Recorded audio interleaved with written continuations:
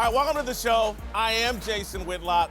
That is Marcellus Wiley, that dude. Yes, sir. Coming up, we'll tell you if the Warriors are starting to show some cracks, but we begin in the NFL. I made some interesting and arguably regretful decisions in my life based on the philosophy that a lack of responsibilities is the key to my happiness. Responsibilities are a burden, but they often provide us our greatest rewards. I'm not convinced Oklahoma quarterback Kyler Murray wants the responsibility of being a franchise NFL quarterback. His new ad for Nike is unconvincing. Take a look. I just love sports. Basketball, baseball, football. As a kid, I did it all. But in my heart, I'm a football player. There's nothing like it. It's what I live for. I've always dreamed of being a professional athlete.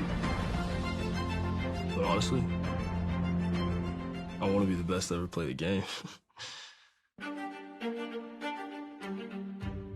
Someone wrote Murray a decent script and he delivered it relatively well. But his actions tell a different story, and that's why his odds to be the #1 pick in tonight's NFL draft are slipping.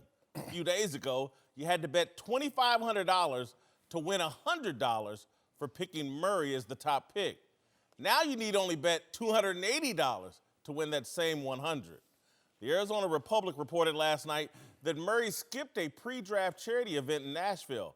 Of the 22 invited prospects, Murray was the lone one to miss the event. That's an action. It's one that says Murray doesn't want the responsibility of being the face of a franchise or even possibly the face of the NFL. There's nothing wrong with that. It doesn't mean Murray is a bad guy. It means he's different. He might be like me.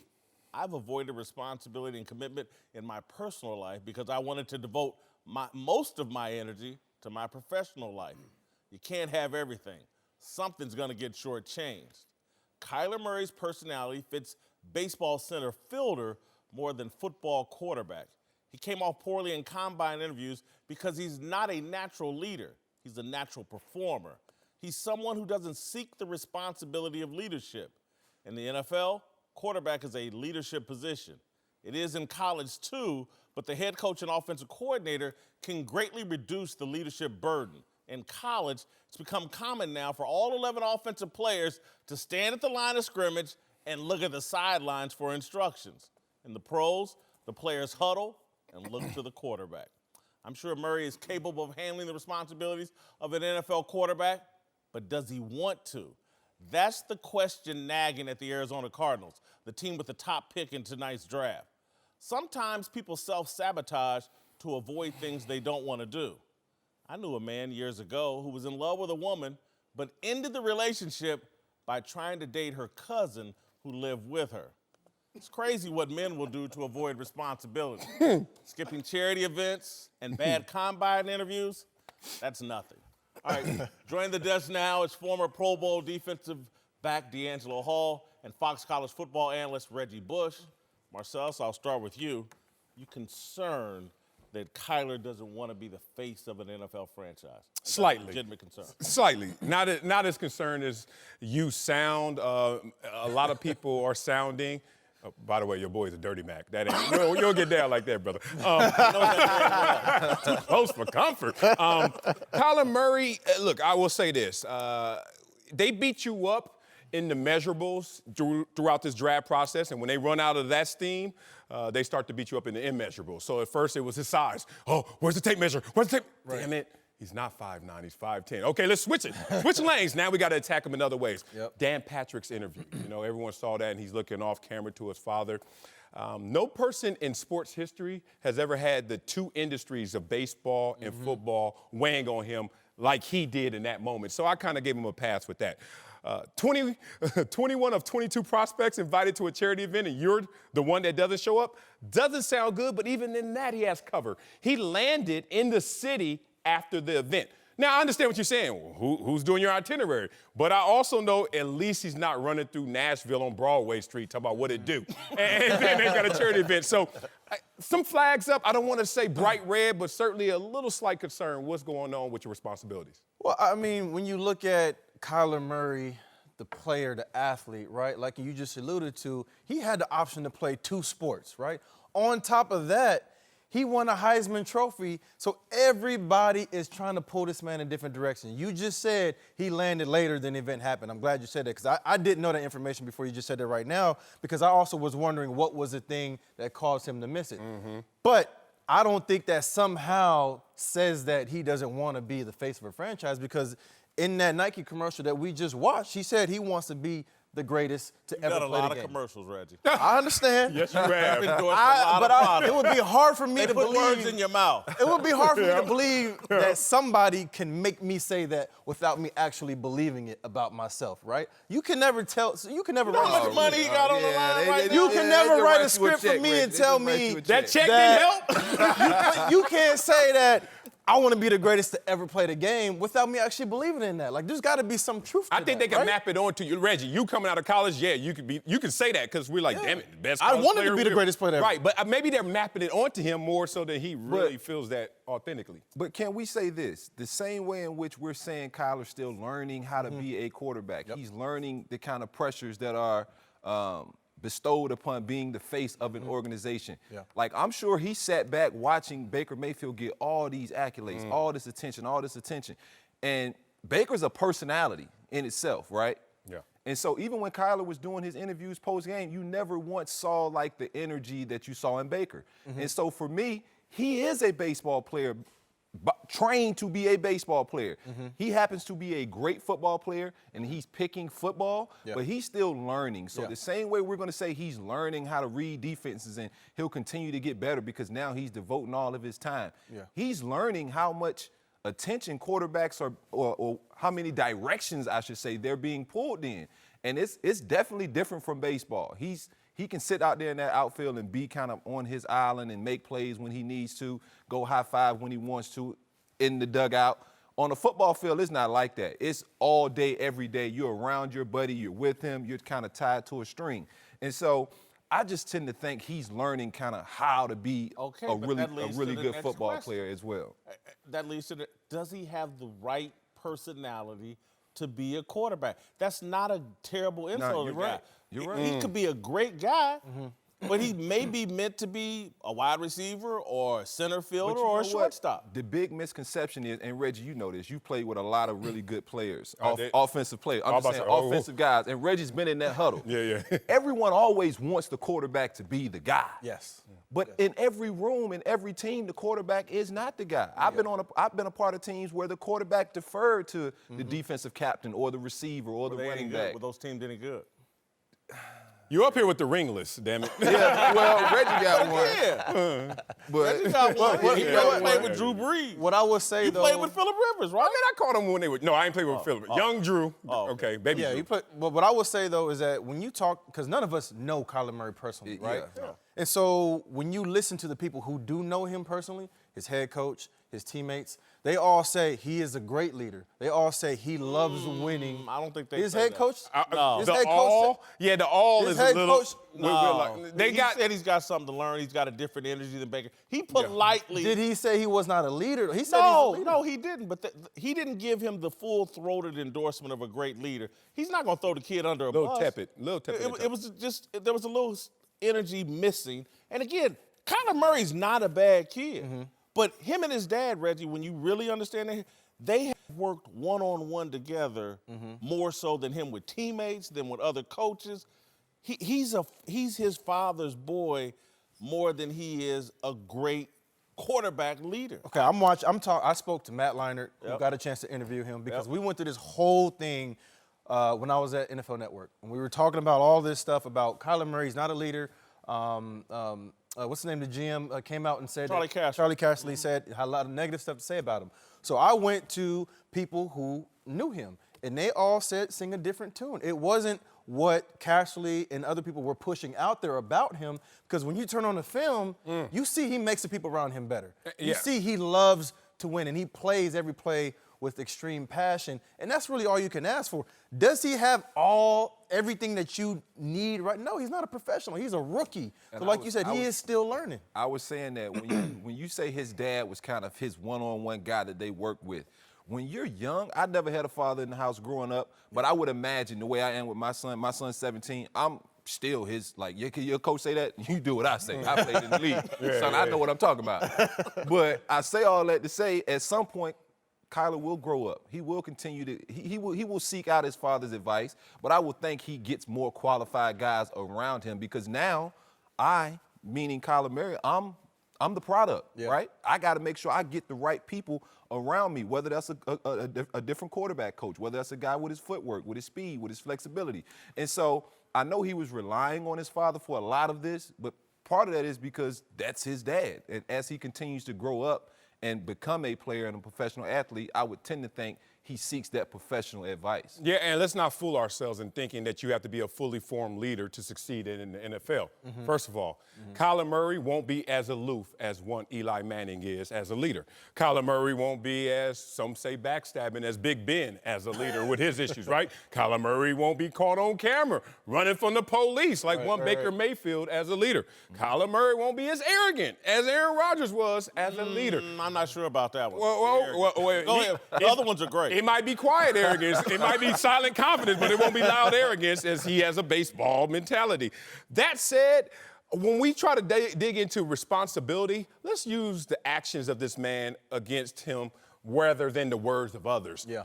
When you're in college and someone gave you millions of dollars to play a sport and you said, I'm not leaving, I raised my hand to do what Baker Mayfield did, and I want to do it even better and lead this Oklahoma team into national contention, that's responsibility. Like, he had an option in the moment and tapped on that and said, let me go after what I deserve, what I have a passion for. That Nike commercial rings true to me because he had options, but he used his power and his greatest ability of all, choice. He chose football. That's responsible. I think his father has done a masterful job of putting him in a great leverage position with both sports. And so I think they've been playing a great poker game. And now it's time for Kyler to ante up.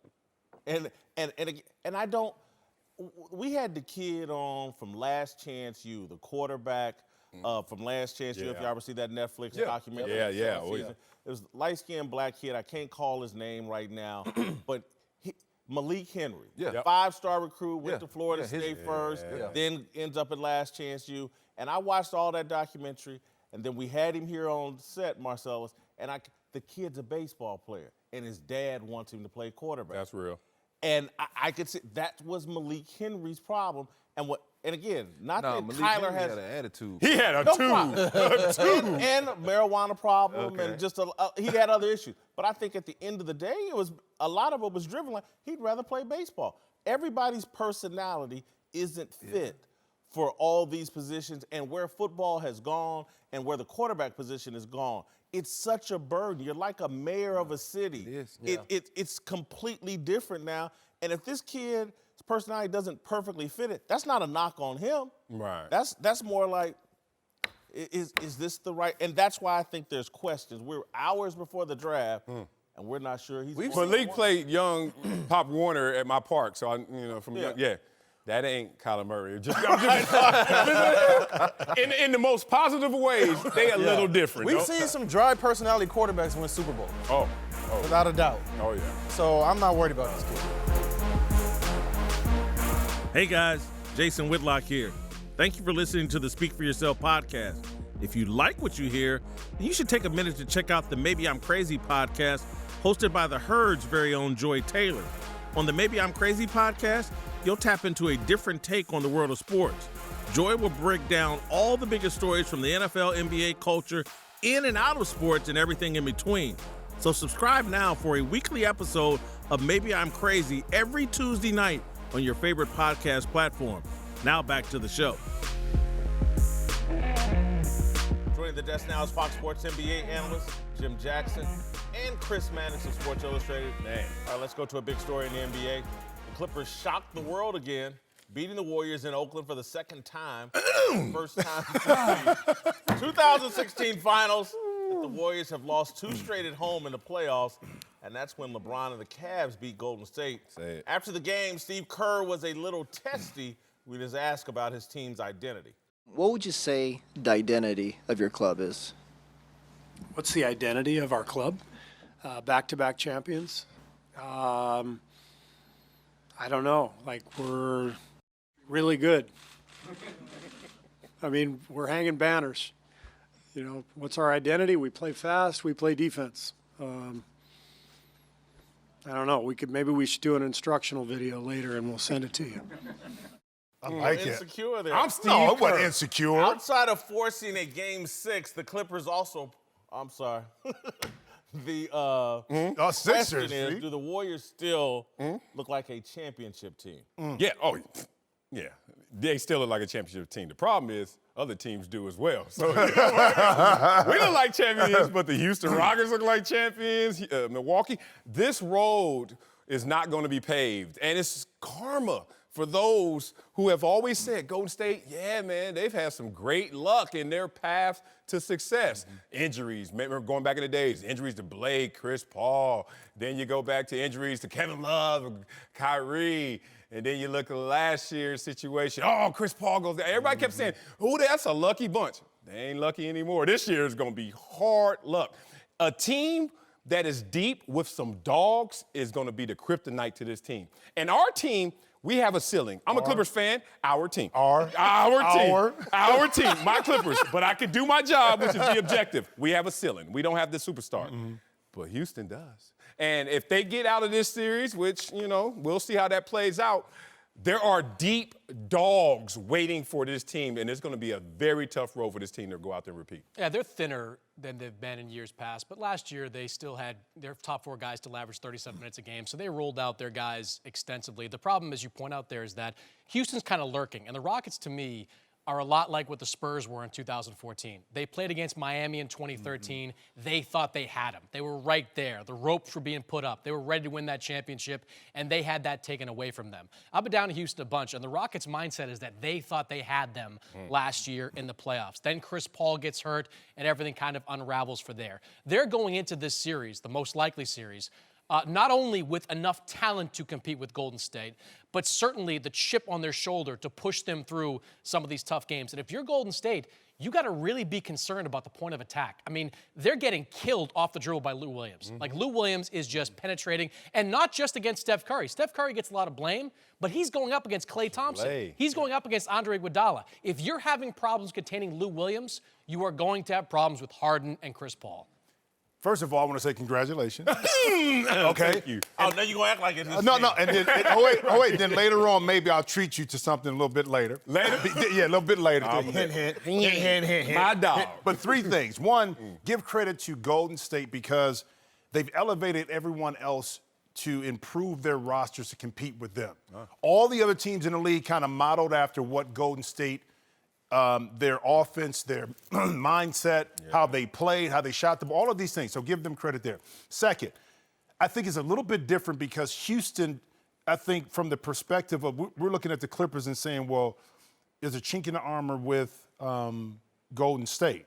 But defensively, I don't think Houston poses the same kind of problems or issues that the Clippers do. It's a different makeup. This is a different kind of a challenge with the Clipper team than it will be against Houston. It'll be a challenge, but it's going to be different because Clippers has something different to prove outside other than Houston. And third, complacency is always there. And I talked about this from the beginning of the year. The biggest thing Golden State had to deal with was complacency, okay? They figured they can get this game, come in. They never matched the intensity of the team that was about to be closed out. And if you don't do that from the beginning of the game, you're going to have a dogfight, and that's what we saw. I think that they don't look like a championship team, but not because of a threat in the West. I think that the advantage they're going to have over Houston will be on the sidelines, Steve Kerr versus Mike D'Antoni. He's now facing Doc Rivers and a very motivated organization that's putting together an awesome sales pitch for this offseason.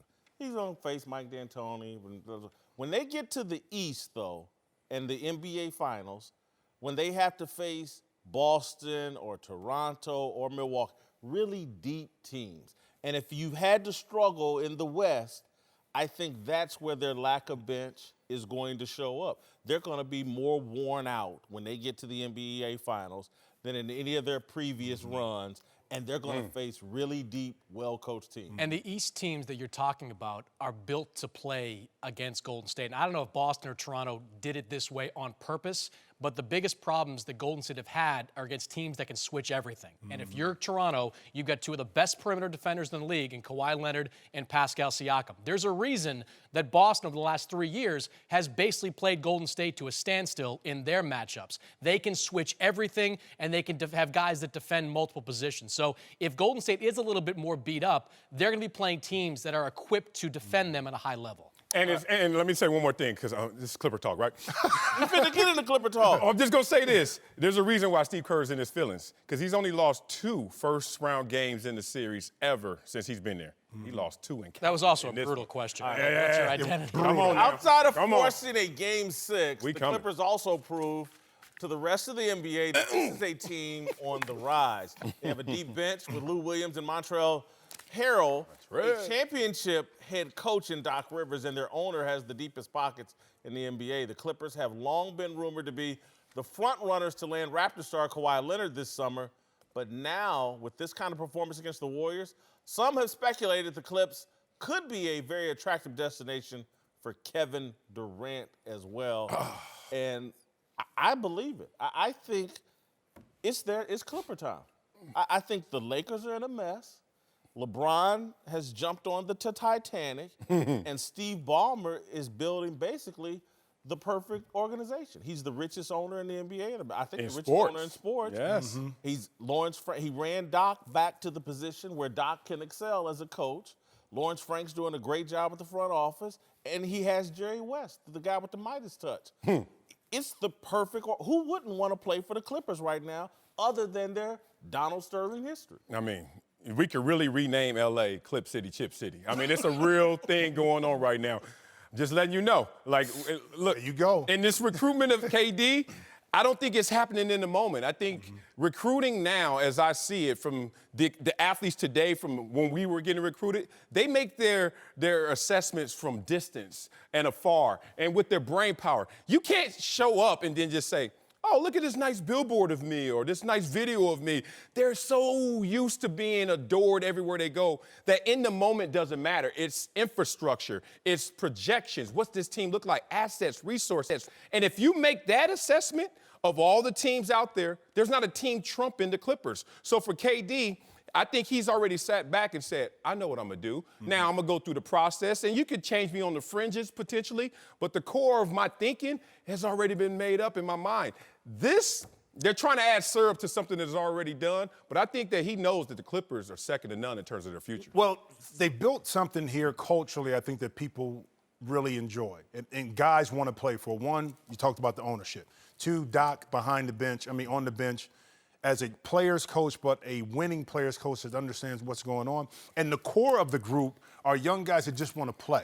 They want to play and they want to accomplish something. I'm going to go back to this. It's the right free agent that you bring in because you don't want to disrupt the culture. I don't know if Kimba fits that mold in regards to with Shai Gilgeous, his growth as a young point guard. Right. It's somebody on the wing you need. KD, for some reason, it opens up the door, but I don't see KD making that move to L.A. I still see it back east a little bit. I'm not saying that the opportunity, he may not look at it differently today than he did earlier in the year, because this is a totally different Clipper team than what you thought it would be. I'm still edging towards a little bit towards Kawhi, a little bit more. Oh, yeah, definitely. You know, but I don't say it eliminates KD, but I'm going to put him below that Kawhi opportunity if it was just me. You know, the top-tier free agents have often told me that the functionality of an organization is big for them when they get in these meetings. And, you know, Dwayne Wade in 2010, when he took his Knicks meeting, one of the things he said coming out of it was that he didn't feel like the Knicks were ready to win at a high level. Kevin Durant, as we've seen in years past, is influenced by these meetings. He goes into these meetings, whether it's what all those guys did in the Hamptons or Boston bringing Tom Brady, like he can be influenced by what happens in the room. And the Clippers, as you guys mentioned, are going to walk into the room with Doc Rivers, with a deep front office staff, and with Steve Ballmer, who seems to be one of the more likable owners in the NBA. The Knicks, who I think are the top competition here for Kevin Durant, who are they going to walk into the room with? And how are they going to sell Kevin Durant on his future, other than saying you can bring whoever you want with you? You can take Kyrie Irving or ex-free agent and bring him along with you. I think that's a factor not enough people are talking See, I disagree with that, and I think of all of us, Jimmy, you can understand this. KD is that beautiful woman. I mean, she done heard it all. I mean, she can't go to the grocery store without hearing, all right, what else you got to say? If she ain't feeling you, you could be Shakespeare in your poetic attempt, and it ain't going to work. But if she feeling you, guess what? I think he's feeling the Clippers already.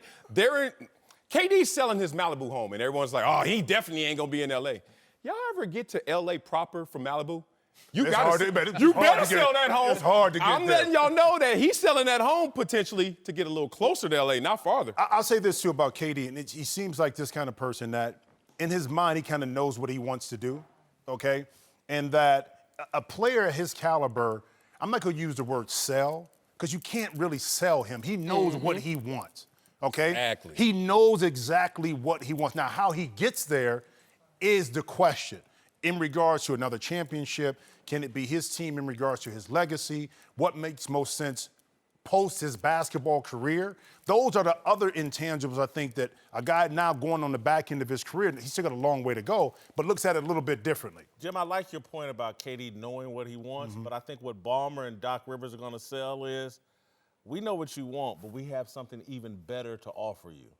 And I say to my lawyers here, I used to eat at Applebee's all the time. He took me to Capitol Grill. I ain't ate at Applebee's.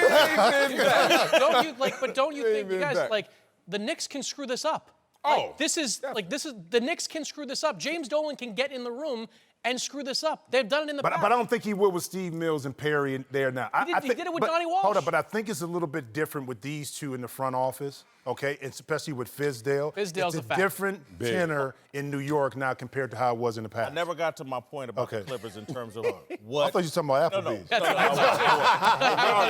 I'm just going to tell you what they're going to get in the room. What Doc Rivers is going to say is, like, we're the only organization that can offer a superstar real in-game, day-to-day rest, because we got Lou Williams and Harrell coming off the bench. We've created a culture where guys this good will play the bench in support of you. You don't have to sit out games. We can actually rest you in games because these two dogs are going to come off the bench and carry the team while y'all chilling. Good point. It's an extra sales point. Nobody else can offer that. Who's got two guys like that coming off the – nobody else. Good point. That's a great Lottery point. night's huge for New York. I'm Jason Whitlock. He is Marcellus Wiley. D'Angelo Hall and Jim Jackson are back. Time to put on our thinking caps, take a deeper look at a special issue in sports. Darnell, bring out our Columbia grad's special cap. He has the highest SAT score of all of us. And one to look, D'Angelo, try to front me out. He has less common sense than all of us. Yeah. Combined. All right, None. let's return to the NFL draft, where Ohio State quarterback Dwayne Haskins is expected to be an early first-round pick in tonight's draft. A New Jersey reporter was doing a story on Haskins' preteen years in the Garden State and attempted to set up an interview with Haskins' dad, Dwayne Sr., and that's when things got a little strange. Haskins Sr., who described himself as having an entertainment background, was skeptical of the motives of the reporter. Here's a brief transcript of Haskins Sr. talking to the reporter about the still unwritten story. It's not about the story. I am the source. I've been doing this for 10 years. The content is faith, family, and football. Every writer I work with basically goes through me with the source. At the end of the day, I want you to know it's about his family, integrity, and my core values. Everyone has to match up with that for me. I suggest you go to NJ.com and read the full transcript. Yeah, that part. Yeah. He's feeling himself. Oh, yeah. And I thought about this and wanted to talk to some dads about this. I've thought about the modern sports dad who continues to make more and more news, and I think part of it has to be what's changed from my era and Jim's era is like when you produce and develop a son that becomes a commodity at age 20, 21 that's worth millions of dollars, nothing could boost a male ego more than that. I produced and developed something that could potentially be worth $300 million. That's got to really play with your mind. And that's why some of these dads sound a bit full of themselves and delusional. Yeah, great starting point. How it sounds overbearing. It sounds like it's a little too much control. And there is no greater satisfaction in this world than to watch what you created become greater than you in any element, let alone a lottery ticket. I'm just saying if your kid is more educated than you, if your kid just can run faster, you accomplish more in high school, let alone this level, this magnitude, respect. But the road to hell is paved with good intentions, right? One of my favorite sayings. One of my favorite, too, for this reason, too. Parents today are faced with the impossible dilemma. Impossible dilemma. Do I let my child at 21 go out there into the world and work for you, work with you as an agent, business advisor, lawyer, whatever it may be, and you're just an experienced vulture?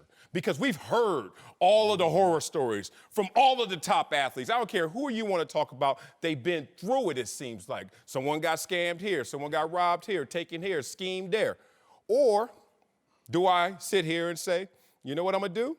I'm going to keep them, even though I'm over my head, in this pure love-based interest. And I'm inexperienced for this, but you know what? I got their back. And I think that's where the parents are right now. If someone walked up to any of us and told us to run Apple, run us a mega company, a mega corporation, we'll be over our heads. But our intentions, our spirits, our interests will be there. He sounds like that. He just is over his head with good intentions. See, some of what Mr. Haskins Sr. is doing too is he's living through his son, and a lot of parents fall victim to this.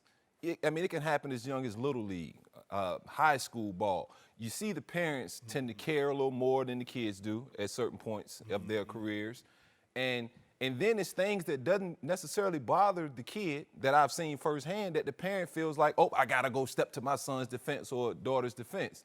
And that's where the problem comes. We as parents, we have the luxury of having lived that life, right? Yeah. And so for me, it's not important for my son to be a first-round draft pick or make these millions and help get us out of, the situations we were in growing up, the hard times and hardships. I was fortunate enough and blessed enough to kind of help do that for our family. And so for him, all I want to raise now is a great kid, a great son, a great man, a person who knows right from wrong, who treats people the way they should be treated, and who has some kind of ability to want to be something in life. And so, we're extremely blessed because we don't have, because I could only imagine had I never made it, had I been that guy in high school who was just almost there, almost good enough, and here my son here is this 4-star player. Man, I'd be going crazy right now. I wouldn't be here doing this show. I'd be all over top of him. Hey, look, man, you got to get that footwork done now. We got to get this work done. Because it is a business. It's a business to a lot of these families because they don't know, they didn't know where the next meal was coming from in certain situations. I'm not saying this happens with the Haskins family because I don't know them firsthand. But a lot of parents fall victim to that, wanting to live through their sons. Let's make a duel here because it goes both sides. Where families that maybe don't have kind of count this meal ticket, but then there are families that do have that still want to navigate and be hands-on with their child. And I get it. But, parents have always been in this situation. They just didn't have a voice at the time, okay?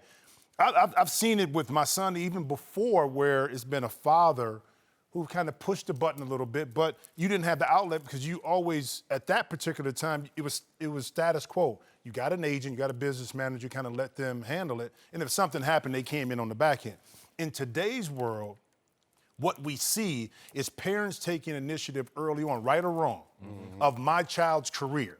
I want to be there in the forefront because I know I have their back no matter what. It's not about the money. Sometimes it is, but I have their back. And their trust issues because of what you said, Marcellus, of the scams and things where athletes got taken advantage of, parents now step up. My issue is this, what you said, when the parent wants it more than the child, okay? You see it so much. When I grew up with my son with AAU, I used to sit in the stands, man, and listen to these parents.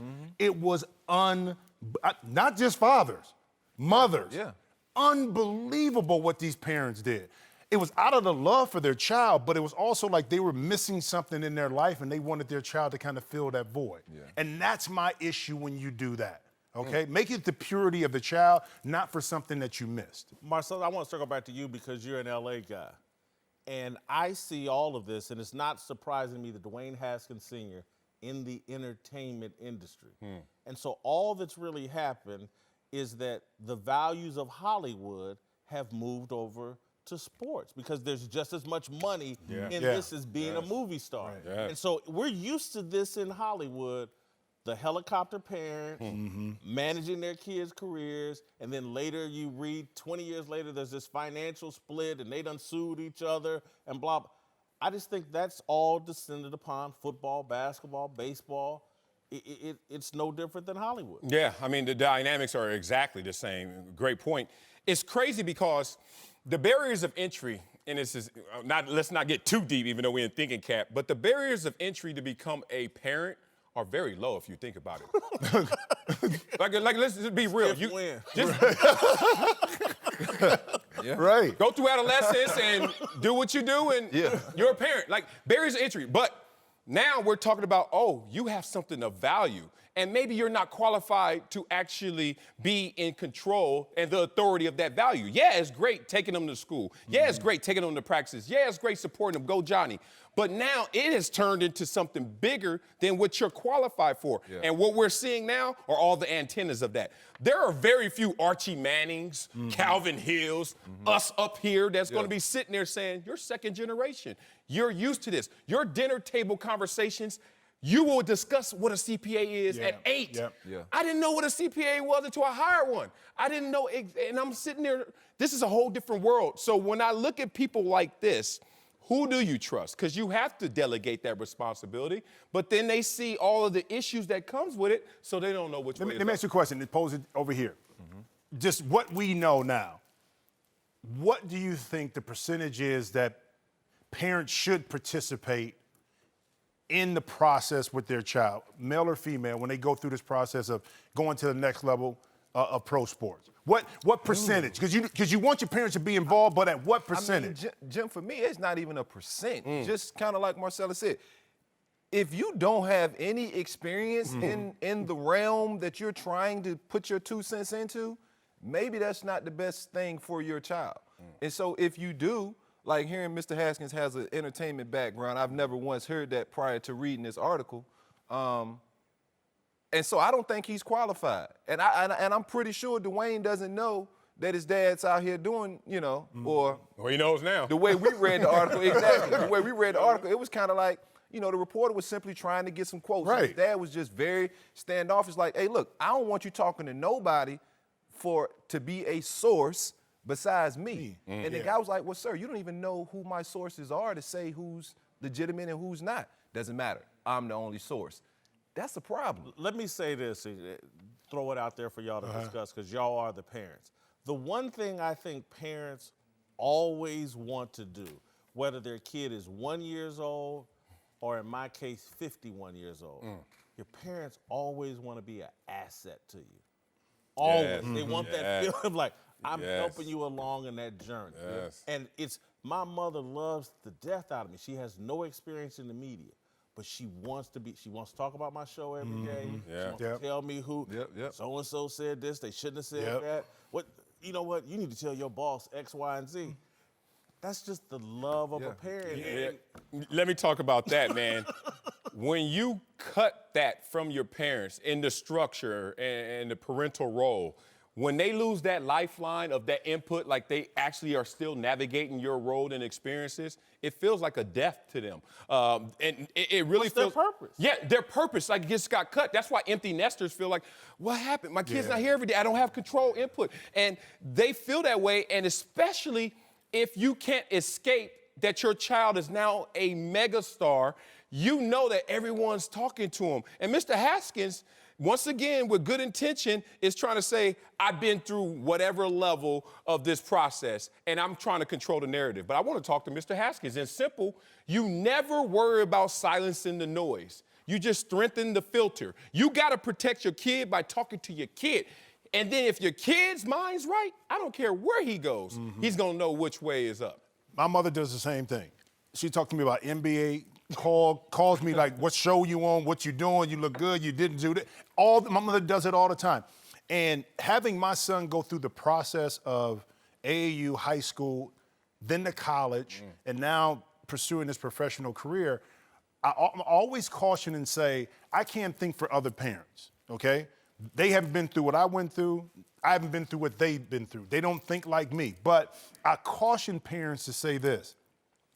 Get involved with your child, okay? Know everything that you can know. Support them, but don't be overbearing, okay? Because if you do that, eventually you're gonna run your child away. And we see it in some situations. So it's like we wanna be involved. We wanna make sure that our child is taken care of and looked after, but it does get to a point where it can be too overbearing too. Yeah. I mean, it's a fine line between kind of giving your child just enough and just hovering so much. And you talk about it, there's a lot of kids get burnt out on their sports. It's not necessarily, or you hear of a lot of kids getting burnt out on their sport. It's not necessarily the sport itself that burns them out. It's the demands of the parent that, hey, we got to go to this, we got to go do that. Because every parent kind of feels like, hey, if you're going to do it, got to be great at it, right? So it's time after time because it is an investment for them. And they're trying to reap the benefits of that investment at the end of the day. And yes, it's from a place of love. My mom's the same way. It was so funny hearing y'all talk about it. Literally, text after text after phone call. Hey, you should have did this. Hey, that was a great show. What time you on? So that's just how parents are. And I mean, that's how I'm going to be. I'm trying to kind of let him figure it out on his own, but it's tough sometimes. I don't have I'm not the parent who wants, look, do this because I did it. I'm like, look, be you. Like, don't do it because I did it. Here's the danger, and we got very little time here, but hopefully we can squeeze in a comment from it. The danger, I think, that happens with a lot of parents, they want to be an asset, and then they get fearful of the outsiders that they didn't know who become assets in your life. Yeah. And then it's like, oh, are they closer to them than me? Than me, And again, the strategy I've taken with my mother is like, I make the people that I make close to me close to her. Oh. I make them all part of the family. Oh man, I heard stories. Me in the locker room and cats are like, you pay your agent 3%? Yeah, I pay my agent 3%. How much you give your mama a month? Less than 3%? And then the beef gets on because mama finds out, oh, you paying this dude you just met last week more than you hooking me up? I don't understand though. That's the contract, mama. That's the contract, mama. It ain't because I want to pay him that. Because I got you. But I would say your point too, laying the foundation with your child to be able to evaluate and make the right decisions, best thing as a parent that we can do. Yeah. I mean, because at the end of the day, they got to make decisions. But as parents, we got to walk them through these certain steps as they mature and then at some point kind of let them go. But it's incumbent upon us as parents to lay that foundation that they, no matter which way they travel, they come back to that foundation. And that's what I see with my son right now. Marcellus, it's time for some antisocial. Guess who? Darnell. Oh, nuts. Through the 23, Darnell. Yes, sir. We're going to start with the Lakers, whose first year with LeBron has been nothing short of disappointing. Yesterday, he posted a video denying reports that his relationship with the organization was rocky. And then, just a few hours ago, Magic put out a very random tweet saying, the truth will always come to light. Everyone online was trying to figure out what Magic was talking about. But guys, How about the truth? what are you guys reading to this? I won't deny you. Magic is talking about that backstabbing. I know Yeah. what that's it. Them emails. No question. I'm reading the emails, and Jeannie already called out her brother before. You see what I did to my brother, and Steve Ballmer caught that. She kind of lax with the emails, man. She got to check all the line items. So, I think Magic's just talking about how I really got out of here. Before you hit send, make sure you check to see what's going on. And Magic is all about, it's like, listen, this is what's been going on. I really can't say it, but it will come out. Yeah. That behind the scenes, you really didn't have my back speaking about Jeannie. You didn't say anything negative, but you didn't have my back. Toxic.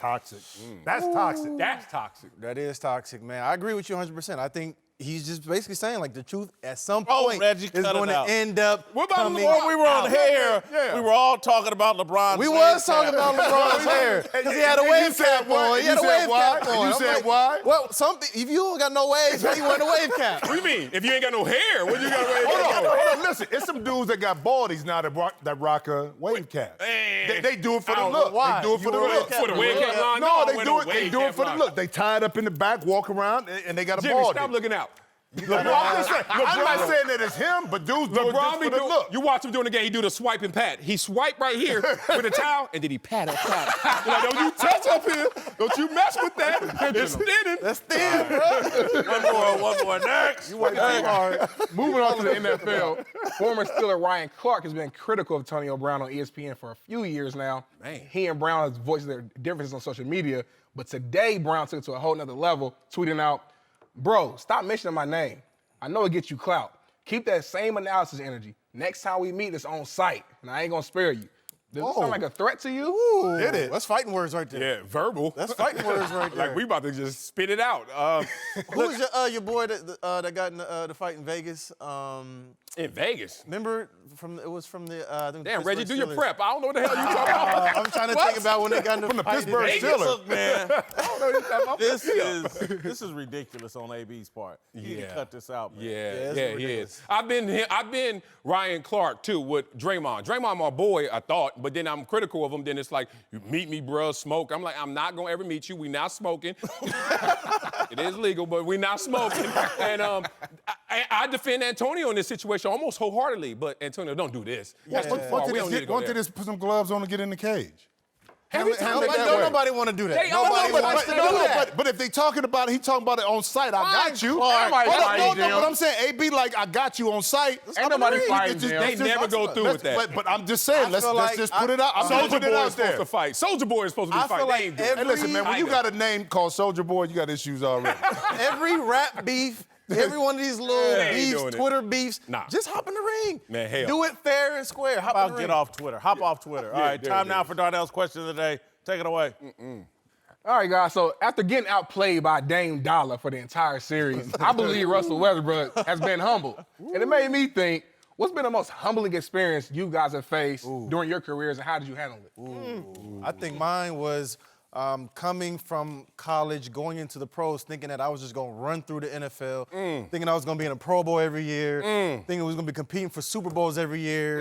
And then going to New Orleans my rookie year, we had a lot of success. We were one game away from the Super Bowl and ended up losing to Chicago Bears in 2006. And then the next 2 years, we was trash. And then it took us to the fourth year, we shocked finally by got this. there. I could have swore you were going to come out here and say getting dumped by Kim Kardashian.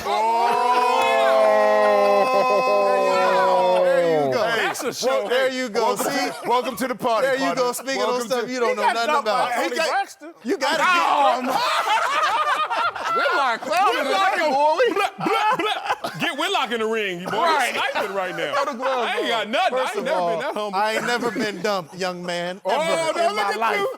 Don't you? Hey, listen, Kanye don't even defend it, bro. Yeah, don't it defend ain't even, don't buy into I'm going to tell you, Don't do it. the humbling for me, and it's been, I got humbled because I never had to struggle with basketball, high school, college, whatever. But when I got hurt and tore my ankle up my third year, I'm averaging 26, I get hurt. And then from there, it changes. I get traded, I'm a free agent. You talking about hitting your ego in regards to how you respond to being here, then all of a sudden being here. And then when it really got humble, when I came to the Lakers, and I used to always say, man, I wonder what it's like not to play in the game. I came off of Phoenix playing well, came to the Lakers, guess what? I was that dude that wasn't playing. Oh. And I had to check my ego at the door and got real humbled, from that perspective. I got a similar story, obviously, falling down that hill. And, I played well to get the contract. I played well after the contract. Got hurt all the way through that process, but finally I couldn't get back up there to my level, and then I felt the drop. And I used to be the guy that walk in the locker room. I say a bad joke, dudes be dying laughing. Finally, I'm down here. I say a good joke. They ain't even laughing. They're like, we can damn about you, Wiley. Who this dude? Boy, That's like, man, you still on the squad? When somebody told me one time, Get your dude. no, I ain't gonna lie. One time I was in Jacksonville, dude said, hey, go get my helmet for me, Wiley. I said, what? helmet? Ever. Whoever come at me with your helmet. That's when you knew. Who you talking to? That's when you knew. You better recognize in that moment. Wait. What was yours? Just honest to goodness. Aw, Just man. honest to goodness. I've had a lot of humbling experiences, a lot, but I've never been humbled. Ooh, I get that. Wow. We got some work to do then, Whitlock. That's deep. Yeah, That's a lot deep. of humbling experiences, but never. It didn't internalize yet, huh? That's more of a joke than reality. I've laid in bed crying.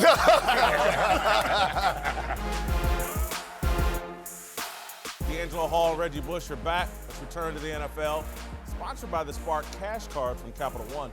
Odell Beckham Jr. has a new uniform, a new quarterback, a new head coach, but that didn't stop him from skipping voluntary workouts in Cleveland this week. It's bad optics, but Browns general manager John Dorsey seems unbothered by his absence, saying OBJ is an experienced player who understands what he has to do to put himself and his team in the best position to succeed. That's all well and good. Hey, we traded for him, we acquired him. Of course, I'm going to defend him. But this new team, new quarterback, new city, he should be at OTAs. No, he shouldn't. And I'm not going to attack strength and conditioning coaches, but I'm going to point out in particular Larry Jackson, the coach at Cleveland, who is now at his third job in the last 3 years. Reason I'm bringing that up, because one size doesn't fit all. I remember having so many strength and conditioning coaches. Now I'm going to attack these dudes. Sorry. Just former football players who knew how to squat. Meanwhile, I go to these facilities and these centers out here, and there's PhD motion specialists and kinesiologists with masters, and I'm like, wait a minute, I'm learning more and doing better for myself out there than I am in here. So with this one-size-fit-all mentality, even NFL and NFLPA came down and told Tom Coughlin, these are voluntary, relax on this. So I'm with OBJ, get yourself right. Yeah, and you got to kind of, you have to know the kind of player you are, athlete you are. Us elite athletes, I say us, elite athletes like Leaving me myself, out of Reggie. I ain't even putting Marcellus in the conversation either. Go get your helmet. But like you said, it's position-specific training that's getting done. And at this part of the offseason, it ain't much they doing. They not really in there. Chemistry. You're right. They're building a little bit of chemistry, but the way you build chemistry in the league, it ain't by just sitting in the film room showing me that you know the words and the verbiage of this offense and defense. It's out there on the field. You can go out there on the field and you can make plays. I'm going to respect you and I'm going to follow you. And so OBJ is doing exactly what he needs to do to be at the top of his game. And I think to add some context to it, like you alluded to, they are voluntary. And a lot of people kind of get, angry that when some guys don't show up. And I do understand the side that you're talking about, the chemistry, because I do believe if the quarterback is there, that's the person that Odell should be trying to build that chemistry with. Chemistry takes time, right? It takes years sometimes to build that winning franchise, right? And so I do think that he can do a better job by not putting his team and maybe the GM and the head coaches in positions where they have to continue to answer these kinds of questions. But as long as he's on the same page with everybody else, the coaches, and they all know where he's going to be at what time, and we don't know what conversations he's had. He's probably already said, hey, guys, I like to work out in my own space with my guys. And we know he hangs out with Baker in the offseason. They've probably been throwing for a while together. So the chemistry stuff is kind of overrated. My position on this is just like, OBJ is a superstar, and he's got a resume that speaks for itself. Year one, though, with all this hype and pressure on the Browns, they took a real chance on acquiring him. Just year one. He could have done everybody in the organization a favor by showing up for these OTAs. You're only going to miss a few days. He's going to go back and work with his specialists and all that. Year one, he could have did him a favor. Baker, the rookie head coach. But I don't know, are these OTAs or just off-season workouts? The voluntary workouts. So they're not in OTAs 2 hours yet. of lifting, hour on the field. We can't even have contact. You got me at Applebee's at noon, all day doing nothing with y'all, man. Stop playing.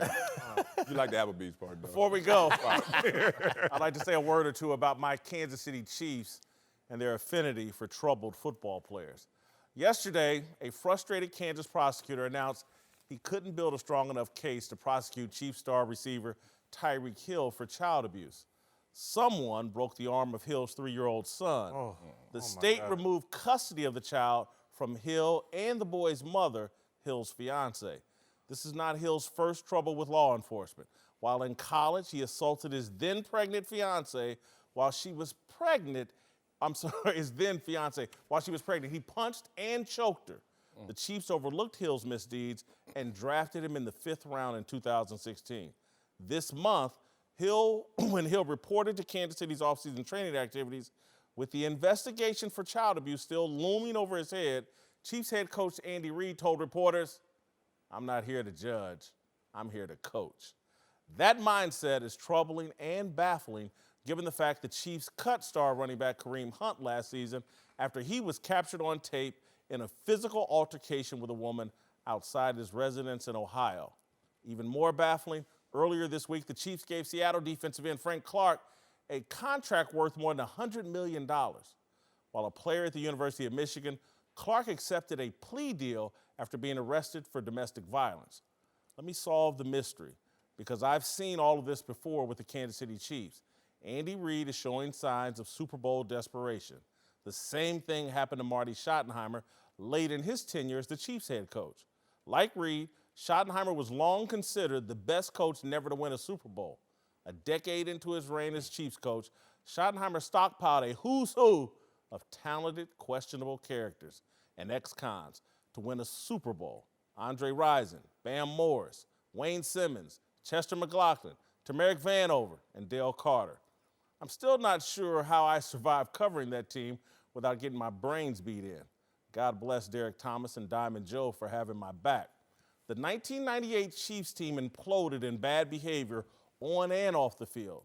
The season is best remembered for a Monday Night Football meltdown against the Denver Broncos. Simmons and Thomas combined for 5 personal foul penalties on a Denver touchdown drive. Schottenheimer resigned in his position at the end of the season. Desperation can make a great coach look foolish. Andy Reid needs to be careful.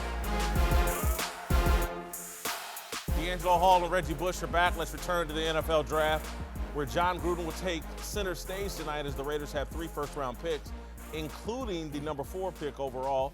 There are reports Gruden isn't happy with David Carr and that he is quite enamored with Kyler Murray. If the Cardinals pass on Murray at number 1, the Niners and the Jets already have a quarterback, so Murray could fall into Gruden's lap at number 4. Should John Gruden take Kyler Murray if he falls? I think it's simple yes for the books. You get a rookie deal, which is not the same as 25 per year for Derek Carr, and you still have a question mark about his abilities and production. And 2, which one is more captivating in terms of attention when you go to Vegas? Yeah. You got Kyler Murray at quarterback versus Derek Carr at quarterback in Las Vegas. It's a better sell. So if you got interest in him, yeah, it's going to pay dividends in a couple of ways. I think you just got to be careful with this one because Derek Carr obviously is a seasoned veteran, and we also have seen that John Gruden does not like seasoned veterans, so to speak. So, and I'm reading a lot of stuff that the GM is saying, and to me, it's saying that they don't love Derek Carr. They're not all in on Derek Carr, which is why we keep talking about whether, if Kyler Murray falls, should they take him. It depends on the system that they're going to run, because if they're going to put in a system, an offensive system that fits what Kyler Murray does well, then I say yes, take him. But if you're going to try to make him a drop-back quarterback, then I don't think it's going to work out at all. Yeah, I think you should draft him. We've yet to really figure out exactly what kind of offense John's going to run. The last time he was in the league a long time ago, I remember facing some of those Tampa Bay teams, and that quarterback did kind of get out the pocket on occasions. And you remember when they tried to get Jeff Garcia. And so it's I can see it working, but to me, they're not a quarterback away. You know what I mean? Yeah, like, they got a lot more. I don't love Derek Carr, and I'm sure they don't love Derek Carr, but there's so many other holes on that Raiders football Easier to fix team. with a rookie quarterback. It's very easy to fix with a rookie quarterback because, like you said, that contract, if you can move Derek Carr's money out of there, and then you now can go out and get some veteran guys at some other positions, maybe not this year, but just moving forward, it clears those books. It does what I thought long-term the Raiders organization was trying to do, and that's get rid of contracts that they don't think can help them win and continue to build with young talent. So when they do go in Vegas, they're going in with a young team that's built to win. I think that John Gruden right now is on his knees praying that the Arizona Cardinals don't take Kyler Murray. I think this is an ego play for John Gruden. I said that earlier this week. It's about his legacy. He wants to break the mold in terms of quarterback and style of play. The problem, though, I think, is Antonio Brown. I was just about to say that. Yeah. Antonio Brown wants to eat very bad. He needs to reestablish himself as the best wide receiver. Can he do it with a 5'10" rookie just learning how to play in the NFL? And if he can't, does Antonio Brown turn into a major headache? It's dangerous. And then also you're thinking about Kyler Murray. We just alluded to this earlier in the show that how he is still learning how to be a franchise quarterback. He is still learning. He's still learning. Well, if you're still learning and you maybe not getting that ball to Antonio Brown, you don't want or he has a couple, incompletions or bad throws and they lose a couple games in a row, then how is that going to affect that total package? Maybe that's par for the course. Let's not forget, last year, they were calling out Carr in the locker room. Some people had to come to his defense with his leadership issues. Is he too soft? Is he too thin-skinned? So I don't know if this is going to be a major downgrade if you get some new blood in there and someone who could extend the play. In today's NFL, you got to have clean books and build around a cheap quarterback. And if not, you look at him, Trent Brown and that big deal, and then Antonio Brown, they're building it in a weird way. Expensive, but not so talented and deep. Very weird, and they still have the holes that they had when we started this whole thing. Pass rusher. Yes, defense, pass rush, just pokes right out at the top of my list. Yeah. But Kyler Murray is so special. He is so special of a player. But I think John can get it right with him. Let's remember who Antonio Brown has been playing with. A guy that will throw you the ball in traffic. No matter what. Yeah. Tiniest windows. Hey, you're going to make a play, AB. And it takes a veteran to have that sort of mentality. Can I bring up the Dak Prescott and Dez Bryant? This is what killed Dez. Dez was getting 50-50 balls from Tony Romo because Tony Romo was franchise quarterback. All of a sudden, they give me a rookie, and guess what? The rookie ain't taking 50-50 chances. Why? He's trying to play himself into some money. So I got to take safe bets. And Dez is sitting there like, y'all talking about I can't separate. This is what I do. Well, I battle for the ball in the air, the aerial assault. So be careful of that. Yeah, and it's not even safe bets. It's just he doesn't like throwing that kind of ball. You talk about Dak Prescott. It was the same problem we had with Kirk Cousins. We went out and drafted a guy, Josh Dawson, as a receiver who wasn't going to separate. And so he was a 50-50 ball kind of guy. Kirk didn't like to throw 50-50 balls. So you think he's not a good player, he's just not getting that opportunity. Uncle Jimmy's here. You're a superhero now, huh? I'm a true Captain America. Don't you ever get it twisted. Got any thoughts on the show so far? Who's Captain America? Who's your big dummy of the day? Well, first of all, my big dummy of the day is the person that sat here and told the world, I ain't never been humbled. I've been in humble situations, but I ain't never been humbled. Yeah. That's spoken like a true dummy. All right, here's a highlight from our discussion earlier about Kyler Murray. I'm not convinced Oklahoma quarterback Kyler Murray wants the responsibility of being a franchise NFL quarterback. No person in sports history has ever had the two industries of baseball and football weighing on him. Some flags up. I don't want to say bright red, but certainly a little slight concern. All right, Uncle Jimmy, you heard our conversation about Kyler Murray, and I don't think he wants the responsibility of being a franchise quarterback. What's your take? I think right now, if I may, I'm going to try to talk to Merciless because we ain't going to talk to him. You ain't going to talk to him? You from Compton. You from the streets. Yeah, no. 5 for 20. What they say on the streets? You going back. Hey, yeah, you get caught with 5 grams. You get 20 years. Am I right? I've heard it, but I mean, you act like I lived it. No, just roll with me, man. Come on. What's your point? Okay, Look here, bro. I'm just saying that's the word on the street. Right. And what they tell you get caught, you do the crime, you got to do the time. 3 hots and a cat. Hey, bro, Uncle Jimmy did the crime. I did my time. I served I did my 5. I had to do my 20. What's your point? What? I did 5 years of ecstasy and had to serve 20 years of child support. I did 5 minutes of ecstasy and had 20 years of child support. The court deemed me what they called an habitual criminal. I was a repeat committer. Boy, when Bill Clinton came in talking about that 3 strikes you out, bro, Uncle Jimmy was shook. I came out the door with 5 strikes. I had 5 kids, 5 ex-wives, and 15 step-kids. At least 3 of them wasn't mine. Y'all seen me on Murray. Y'all know them wasn't my kids. You ain't claiming them. You better claim them kids. So you like responsibility, huh? Uncle, I'm gonna be honest. Uncle Jimmy is what they call the true definition of insanity. I keep doing the same thing, looking for a different result. That's true. You didn't have your shield with you then, huh? Hey, I didn't. Hey, I ain't got no problem with responsibility. Keep your shield with you. I ain't scared. Oh, you think I'm scared? That's it. I'm not scared. Not only you scared, you scary. That's why you boo-booed on yourself until you fourth grade. He was having too much fun. You said yourself that a man's only as good as his options. Yeah. Hey, don't hate me because I'm beautiful, bro. Hey, ladies love him some Uncle Jimmy. Here we go. They see me, meet me, greet me, want to marry me. Hey, man, what can I say, man? I was cursed with the nectar of the gods. It ain't my fault. Hey, God beat Uncle Jimmy with a pretty stick. I was blessed. He only Big hit you. boned. He ain't hit you He that gave many. me all of that. My seed is strong. I come from they a good group of great swimmers. You mad because your seeds is a bunch of bottom dwellers. I'm just telling you, that's your problem. That's my problem, huh? Yeah. Do you have a point about Kyler Murray? Can you talk about Kyler Murray? Bring it home. Man, that ain't none of my kid. I don't know what the hell you talking about. Just because we both short. Hell, you and Darnell weigh the same thing. Is that your son? What? We weren't suggesting Kyler was your son, man. You have nothing to say about Kyler? Notcha. He's not my son. I ain't do it. I ain't never been to Oklahoma.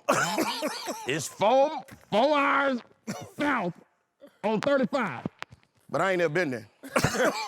Let me get to my approval rating on Kyler Some Murray. big girls out there. Big girls in Oklahoma. I've got him at a 69. I've dropped him 7 points, down 2 in job performance. That man ain't never stepped on the field. Skipped a charity event. Yeah. Down 5 in authenticity. He skipped a charity event. And I didn't like the Nike commercial. Yeah.